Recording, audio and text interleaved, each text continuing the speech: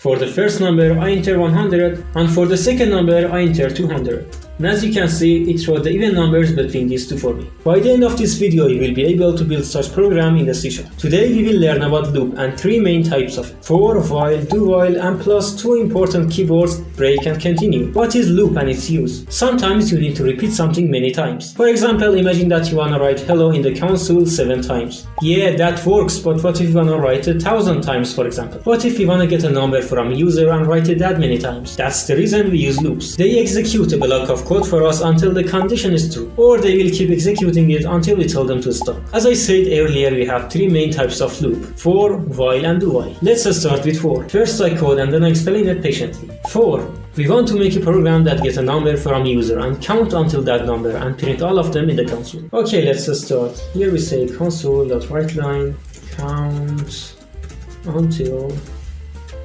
and then I say int number equals int parse console readline and a class semicolon.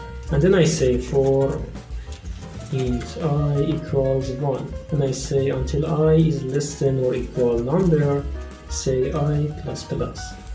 And between curly braces I say console dot writeline and print I for me. I execute this code. It says count until. I enter 7, and as you can see, it counted between 1 to 7 for me. We use for when we know how many times we want to repeat something. For get three parameters. The first one is our initialization or a starting count.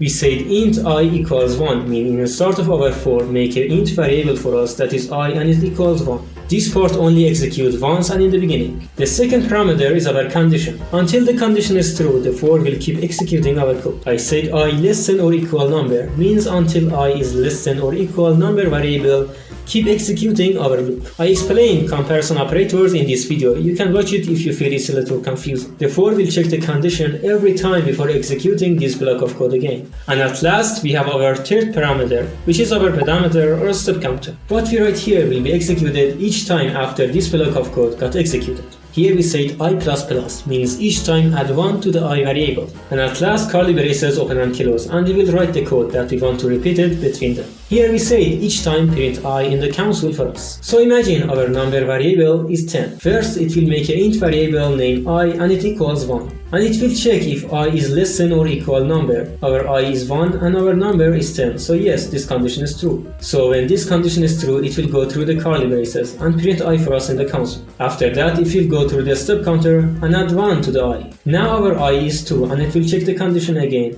Is 2 less than or equal 10? Yes, so it will do it again. In this process, when I is 10, it will come here and add another 1 to the I.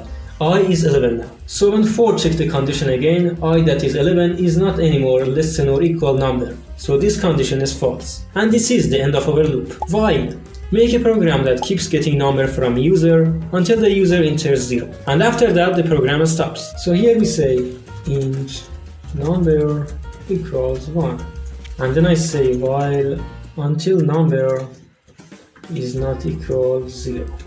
And say console.writeLine enter 0 for exit. And I say number is equal console.readline, and because I want to int, I say int parse, and between them I put console.writeline. And at last I say console.writeline you are out now. So I execute this code. It says enter 0 for exit. I enter 5, I enter 3, I enter 2, and as you can see, none of them work until I enter 0. And as you can see, I'm out now. And here it is, our while loop. We usually use while when we don't know how many times exactly we're gonna repeat something. While only get one parameter, which is our condition. Just like for, until the condition is true, it will keep executing this code. And here for the condition we say check that the number is not equal 0. Until it's not equal 0, it will execute this block of code for us. In this block of code, we ask user to enter 0 for exit. And we get what user enters, put it inside the number variable, and check it with the while again. This loop continues until user enters 0. Do while. Make a program that gets a password from user, and until the password is not equal 1, 2, 3, 4, keeps getting it. So here we say string password equals nothing. And then we say do between curly braces console.writeLine enter your password please. Password equals console.writeLine. And in the while I say password is not equal 1, 2, 3, 4 and semicolon at last. Outside of our loop we say console.writeLine access granted. Execute this code. As you can see, our program asked me for the right password. If I enter the wrong password, it won't let me go. I should enter 1, 2, 3, 4, which is our password, and then it says access granted. Do while is exactly just like while, but it will execute what we write between those curly braces at first, and then check the condition. And if the condition was true, it will execute it again. So opposite of while, it will execute the codes between curly braces and then check the condition. And here our condition is our password should not be equal 1, 2, 3, 4. So until our user enters something that is not 1, 2, 3, 4, our condition is true and this loop continues. And if user enters 1, 2, 3, 4, our condition is no longer true and it will break the loop and print access granted in the console for us. Break. It's a keyword that allows you to break from loops anywhere that you want. Here we have a for that has no condition. It means it will keep repeating without any break. Inside it we ask user to enter a number and enter 0 for exit. And with the if statement we checked. If the number is equal 0, then use the break keyword. And out of this loop print you are out in the console for us. I execute this code. I enter 8, it doesn't exit. I enter 7, it doesn't exit. But when I enter 0, as you can see, I'm out.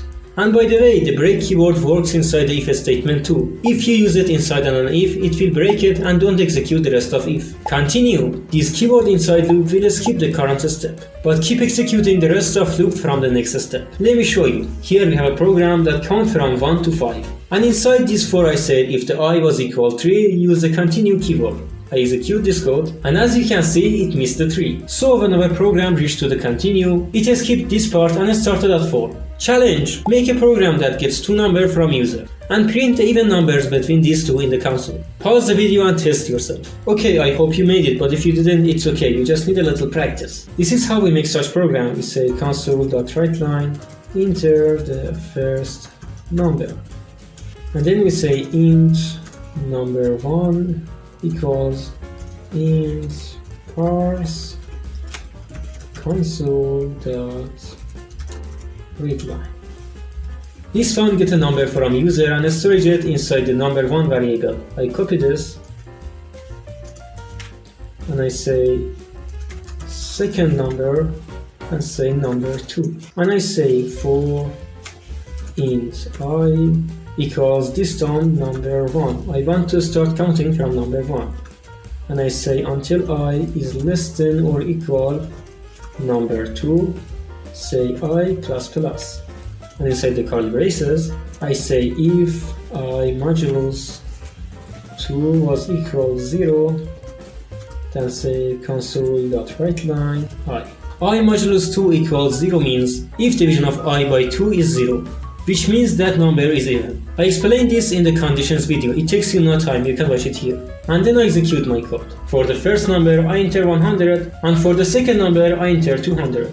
And as you can see, it wrote the even numbers between these two for me. You just watched the 7th episode, free CSharp tutorial of Azrova channel. You can watch the full playlist here. And also I pin all the codes of this episode in the comments so you can use it. And by the way, I have a Discord server that is a great community for programmers. You can check it from the link below in the description. Don't forget to like and subscribe, and thanks for watching. See you in the next video.